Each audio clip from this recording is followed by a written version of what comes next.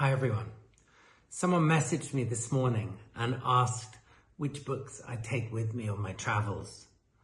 There are actually 2 or 3 books that are my very favorites as traveling companions, and they're far more than books to me. They are a kind of a sense of comfort in solitary moments of travel.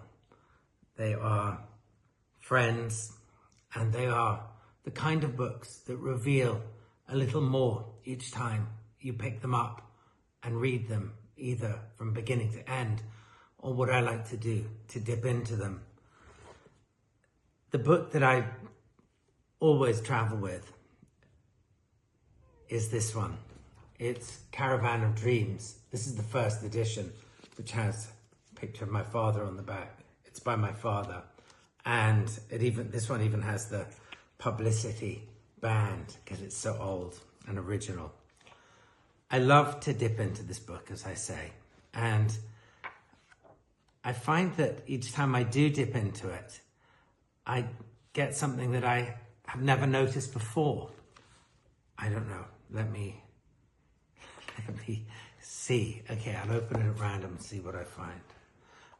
Look, I opened it at The Story of Mushkil Kushar, which I'll make another video of soon. I'm actually reworking The Story of Mushkil Kushar right now. And as it's only a Wednesday and not a Thursday, I won't read it or tell it. But this book contains other favorites of mine, including Melon City and what I really love about it is it contains as well my father's notes on his journey to Saudi Arabia, to the pilgrimage, the Hajj, back in the early 1950s. It's really a treasure trove of a book, which throughout all my father's corpus is Caravan of Dreams, I think is often misunderstood and underrated. It's a very, very accessible book, but it achieved something. And what it did was it achieved in packaging incredibly complex ideas, philosophical, psychological, and cultural ideas in a container that is absolutely mesmerizing in its simplicity. I really recommend Caravan of Dreams. And the other book, there are 2 other books I travel with all the time. One is The Songlines by Bruce Chatwin, which I don't have on my desk right now. But there's another one that I do.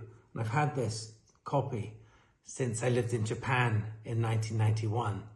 This is Chatwin's book. It's an anthology called What Am I Doing Here? It's a sad book in many ways because Bruce Chatwin, one of my great heroes, was dying of AIDS, and I think he suspected he was dying of AIDS.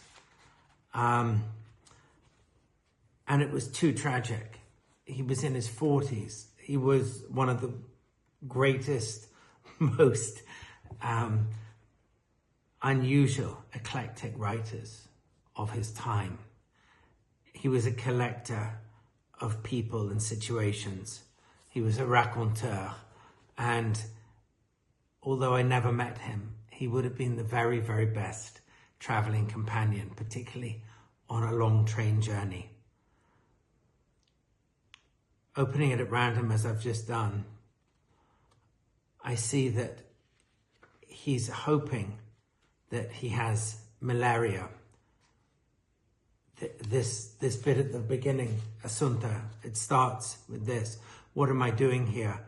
I am flat on my back in a National Health Service hospital, hoping, praying that the rigors and the fevers which have racked me for 3 months will turn out to be malaria, although after many blood tests, they have not found a single parasite. I have been on quinine tablets for 13 hours and my temperature does not seem to be sliding down. I feel my ears. They're cold. I feel the tip of my nose. It's cold too. I feel my forehead. It is cool. I feel inside my groin, not too bad. The excitement is enough to send my temperature soaring. In comes one of the people I most adore on the ward, Assunta, the cleaning lady and the tea maker. She comes from Palermo and has married an Englishman. She works here, not so much for the money as for the love. Chatwin is the greatest in travel because he made an art form from the detail. And for my money, along with my father, Caravan of Dreams, Bruce Chatwin is the greatest person to travel with.